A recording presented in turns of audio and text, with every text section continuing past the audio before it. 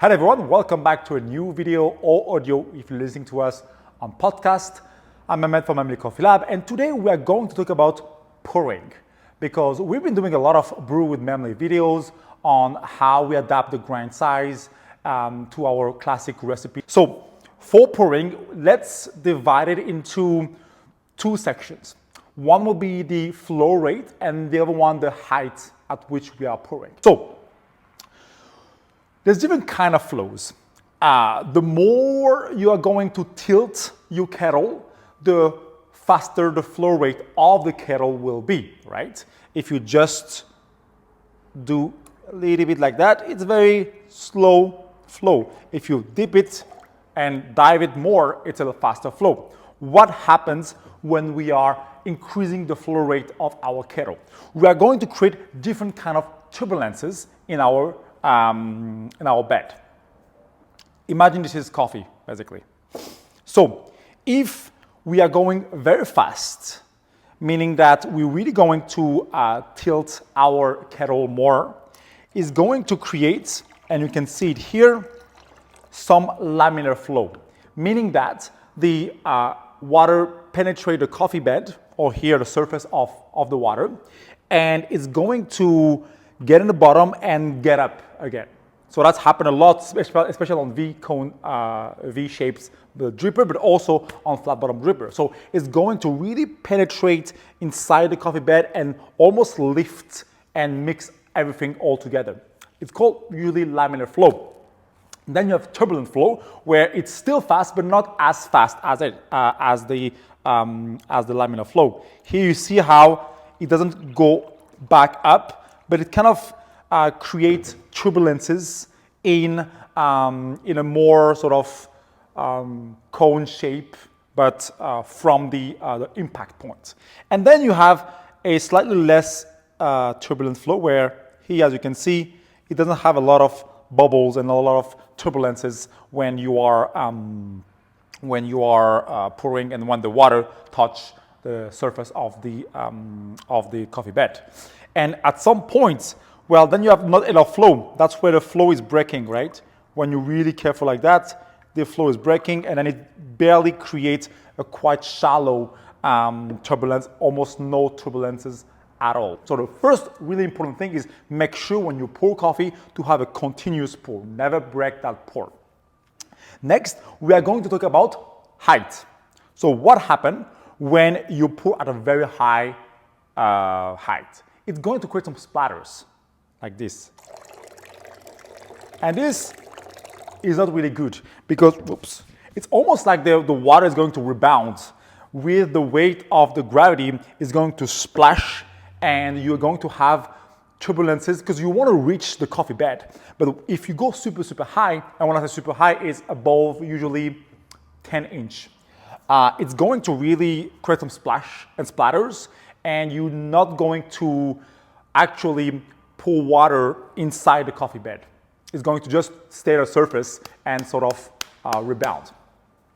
Two, when we have a high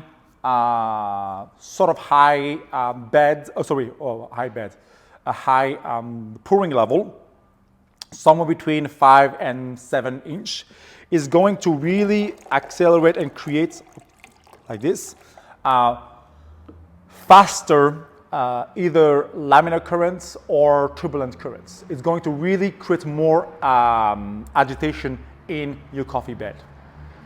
If you go lower, 5 to 3 inches, well, you're just reducing the amount of turbulences. So anywhere from basically 7 inch below, you have the turbulences, and you can play because you remember here we're playing with height, but we can also play with a tilt, right? So if you want laminar current, pure laminar current with the kind of mixing aspect of it, well, you're going to tilt your kettle to increase the flow. But if you want less agitation, well, you will reduce your kettle. And as you can see, I'm increasing the flow to create more laminar current, but I am low in my height. So the higher you go, the agitation, right? Here, that's splatters, that's not really good. But here, we start having some nice flow here. And then the lower you go, the less agitation you have, provided that then you can, change how fast you want your kettle to pour.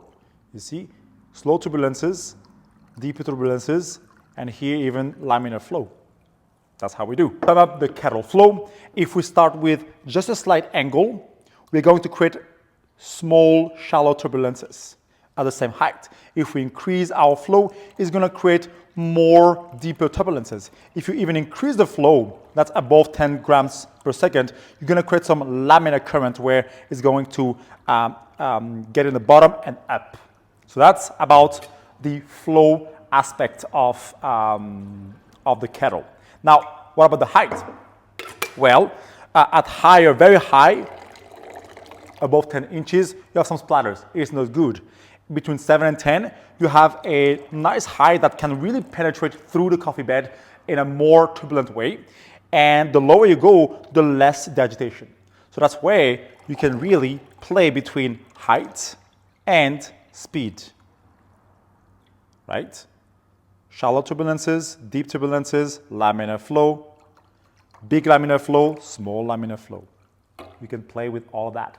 Now let's go to brew. How I approach different pours with different height and angle. Here's the idea. Extraction increases a lot in the beginning stage of the brewing, the brewing phase, right? The first half of the brew is often where you're going to extract more. That's also why we emphasize so much on the bloom, making sure that that first pre-infusion, it's well extracted, that you are saturating the ground efficiently and effectively. And then you're going to extract less and less. So you don't, at the end of the extraction, you don't need as much sort of energy. And here's my hypothesis. We are going to start the first pour at 5 to 7 inch, quite high in elevation, and with a laminar flow. So here in the first sort of bloom, I really want to extract everything from the coffee bed by really going to reach the bottom of especially the V60. So I want to create a laminar flow in my bloom phase with the first 50 milliliter. So remember our recipe, 12 grams of coffee, 200 grams of water in 4 equal pours of 50 mils. So first 50 mils, quite high in elevation, quite high in the heights, and quite high flow rate to create a very deep laminar flow. Then we are going to reduce our height to about 4 or 5 inches and try to also reduce our flow rate to create a deep turbulent flow for the second pour. Third and fourth pour are going to be quite low at 3 to 4 inches right above the rim of the V60. And often I will do only a circular pour until the third and fourth pour, where I will do circular and then center pour. Often a circular pour really helps to kind of extract everything from the coffee bed, and a center pour in the middle helps to add some weight and increase the exit flow rate. So, by the way, here we have a little secret. It's our new Kenyan coffee. Not released yet, but it's a new exclusive brew just for you guys. So we're gonna start at quite high elevation height, about 5-7 inch. But here the most important is really to tilt enough to really create a nice turbulences when you are brewing. And here I'm putting my first 50 mils, boom, done already. Where are we really going to extract, not extract, but increase the rate of extraction by reaching further down in the coffee bed. And as you could see, it really took me about 5 seconds to pour everything. Now my second pour at 40 seconds, instead of being higher, I'm gonna reduce my height, and also I'm not gonna tilt as much. I'm still just going to do circular pour, starting in the center and kind of drawing some circles. So here you see it's more turbulent and less laminar until 100. And here I'm gonna wait until another 40 seconds of a minute 20. So here like the structure of the recipe is exactly the same as I always say, and then you adapt the grind size, right? But here we're gonna focus more on the pouring technique. So if you saw earlier, or you can rewind back, I started really high, not really high, but quite high, so that I can have more energy to create laminar flow. And then I wanted more turbulent flow. At 120, I'm gonna reduce it to about 3 inch, and here I'm gonna make a really slow turbulences, circle, and then center until 150.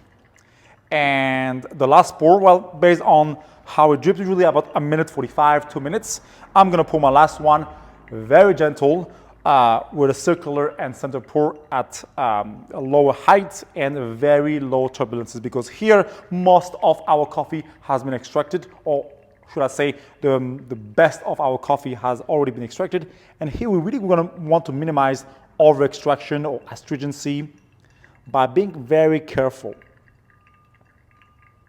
Often you see that really careful pour is something that we want on darker medium roast, but for quite light roast and the more modern roasting techniques, well, we need enough energy to extract those nice compounds. So that's why I start with more turbulences, more aggression, more aggressivity. Aggressivity. And then as we are pouring, I'm reducing my height and I'm reducing my flow. So it's kind of have this motion like that. See? Like that.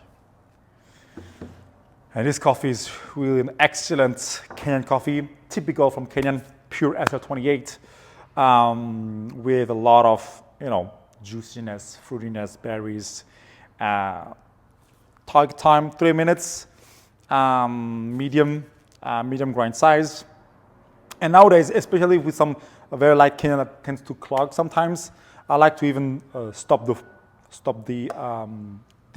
flow to avoid some kind of overly dryness in the cup. Delicious.